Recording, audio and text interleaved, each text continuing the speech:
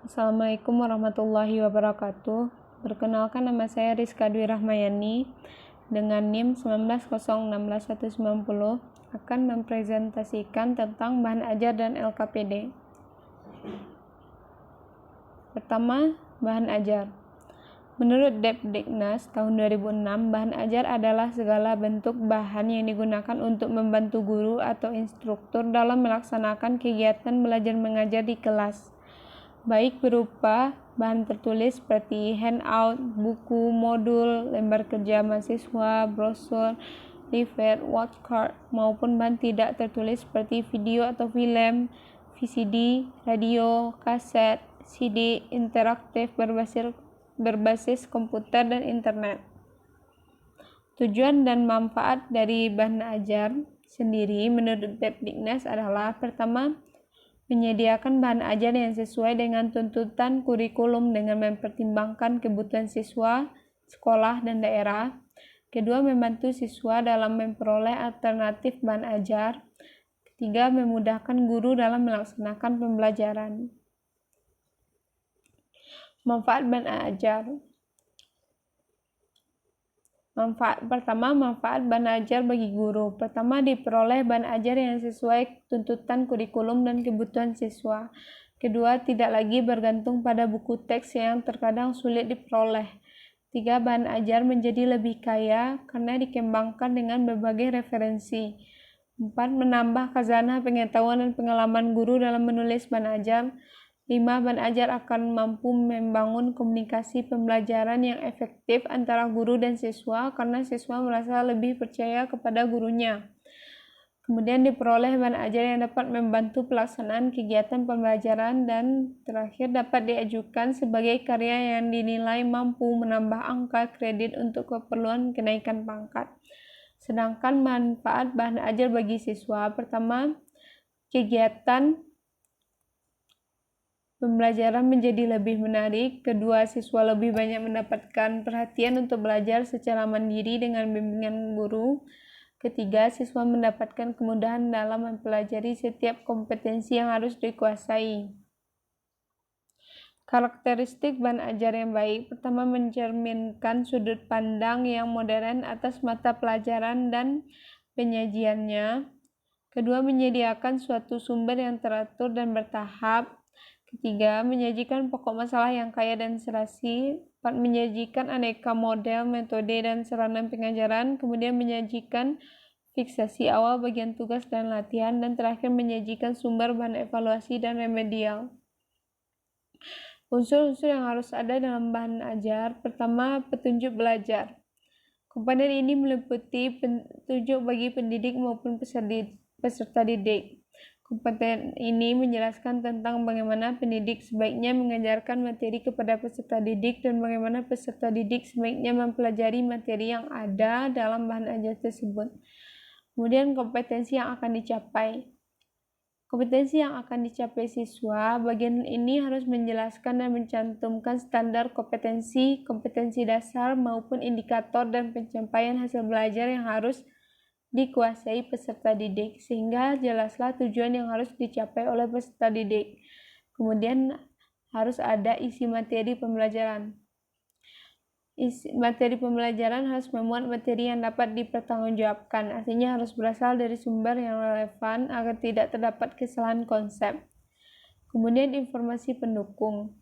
Informasi tambahan merupakan berbagai informasi tambahan yang dapat melengkapi bahan ajar, sehingga peserta didik akan semakin mudah untuk menguasai pengetahuan yang akan mereka peroleh. Kemudian latihan-latihan. Latihan adalah bentuk tugas yang diberikan kepada peserta didik untuk berlatih kemampuan mereka setelah mempelajari bahan ajar. Kemudian petunjuk kerja atau lembar kerja adalah suatu lembar atau beberapa kertas yang berisi sejumlah langkah prosedural, cara pelaksanaan aktivitas atau kegiatan tertentu yang harus dilakukan oleh peserta didik. Kemudian evaluasi. Komponen evaluasi memiliki sejumlah pertanyaan yang ditujukan kepada peserta didik untuk mengukur seberapa jauh penguasaan kompetensi.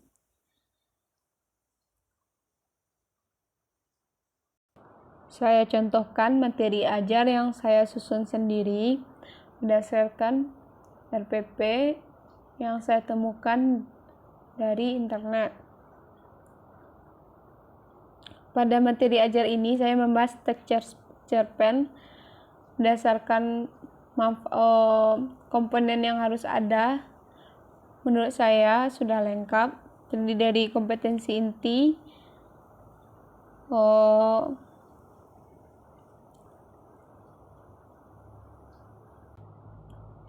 terdapat pengertian cerpen, unsur-unsur pembangun cerpen yang terdiri dari tema, tokoh, penokohan, alur, latar, gaya bahasa, amanat, dan unsur intrinsik cerpen terdiri dari latar belakang masyarakat, penulis, nilai yang tergantung dalam cerpen, dan struktur teks cerpen yang terdiri dari orientasi, komplikasi, menuju konflik, puncak konflik, dan penyelesaian. Dan juga terdapat kaidah kebahasaan cerpen. Dan bagian terakhir pada bahan ajar ini terdapat cara menulis cerpen. Selanjutnya kita akan membahas tentang LKPD. Menurut Depdiknas 2008, LKPD adalah lembaran-lembaran berisi tugas yang harus dikerjakan oleh peserta didik, biasanya berupa petunjuk, langkah-langkah untuk menyelesaikan suatu tugas yang harus dikerjakan oleh peserta didik dalam proses pembelajaran, berisi petunjuk atau langkah-langkah dalam menyelesaikan tugas sesuai dengan kompetensi dasar dan indikator pencapaian hasil belajar yang harus dicapai.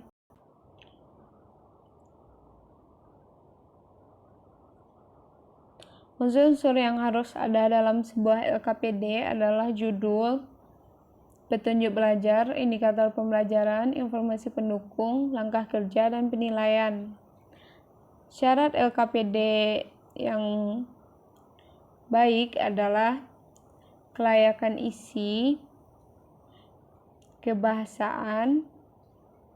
Kelayakan isi ini, materi yang disajikan sudah sesuai dengan kompetensi inti dan kompetensi dasar. Setiap kegiatan yang disajikan mempunyai tujuan pembelajaran jelas, keakuratan fakta dalam penyajian materi, kebenaran konsep dalam penyajian materi, keakuratan teori dalam penyajian materi, dan sebagainya. Kemudian aspek kebahasaan yang terdiri dari keinteraktifan komunikasi, ketepatan struktur kalimat, keterbakuan istilah yang digunakan, ketepatan tata bahasa sesuai dengan kaidah bahasa Indonesia, ketepatan ejaan yang sesuai dengan kaidah bahasa Indonesia, dan kemudian konsistensi penulisan nama ilmiah atau asing. Kemudian aspek penyajian, kesesuaian teknik penyajian materi dengan sintaks modal pembelajaran, keruntutan konsep, pernyataan rujukan atau sumber, kelengkapan identitas tabel, gambar dan lampiran, ketepatan penomoran dan penamaan tabel. Kemudian kegrafikan, tipografi huruf yang digunakan memudahkan pemahaman membaca dan menarik, desain penampilan, warna, pusat pandang, komposisi, dan ukuran unsur tata letak harmonis dan memperjelas fungsi.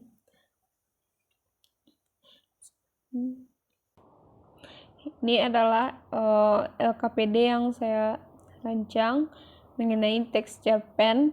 Sudah memuat kompetensi inti, kompetensi dasar berupa KD 36 dan 46 pada kelas 9 semester ganjil tentang menelaah struktur dan aspek kebahasaan cerita pendek yang dibaca atau didengar, mengungkapkan pengalaman dan gagasan dalam bentuk cerita pendek dengan memperhatikan struktur dan kebahasaan. Dari kompetensi dasar tersebut diterjemahkan menjadi indikator pencapaian kompetensi dan kemudian dirumuskan tujuan pembelajaran. Untuk mengerjakan LKPD ini, Ananda harus sudah membaca, memahami, dan menelaah materi ajar teks cerpen. Bacalah dan pahami cerpen berikut. Yang saya sebutkan barusan itu merupakan aspek kebahasaan pada LKPD yang memuat keinteraktifan komunikasi antara pendidik dengan peserta didik melalui instruksi-instruksi.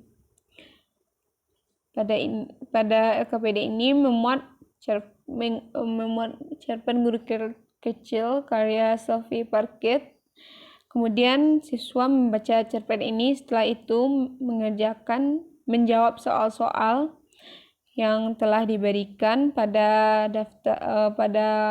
kolom yang telah disediakan. Dan setelah itu, berdasarkan bahan ajar yang telah dibaca dan pemahaman yang diberikan guru pada saat menerangkan, maka siswa diminta untuk membuat cerpen sesuai dengan kompetensi dasar KD 46 KD Indikator 462 memproduksi pengalaman dan gagasan dalam bentuk cerita pendek dengan memerhatikan struktur dan kebahasaan. Demikian yang dapat saya sampaikan. Mohon maaf apabila ada kesalahan. Wabillahi taufiq wal hidayah. Wassalamualaikum warahmatullahi wabarakatuh.